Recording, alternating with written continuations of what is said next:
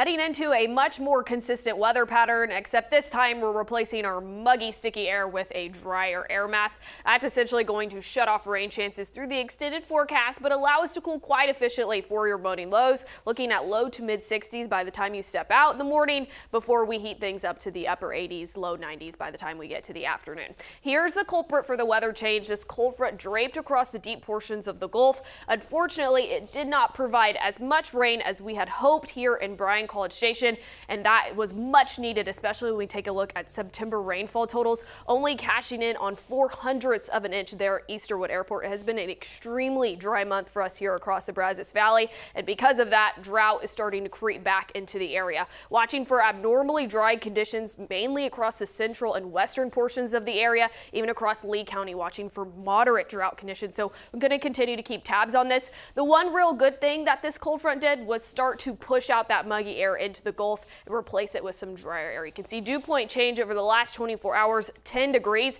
It's all due to that northeasterly wind that is going to continue to chip away at dew points into the overnight as well as really into the weekend. If we take a look at Friday morning lows, 64, your morning low temperature tomorrow. Low 60s across most of the Brazos Valley, so going to be crisp and cool as you step outside tomorrow. May need a light jacket, but I anticipate you won't need it long because temperatures are going to heat quite efficiently up to the upper 80s by the time we get to the afternoon. Got a 0% chance of rain for your Friday. Then as we step into your Aggie game day as well as your Sunday, it's a rinse and repeat forecast. Again, waking up in the low 60s before we get to the 90s by the afternoon. Now, if you are headed out to Kyle, still going to be hot and toasty, so make sure you're practicing all the heat safety precautions. Grab the water bottle, sunscreen, all of that jazz.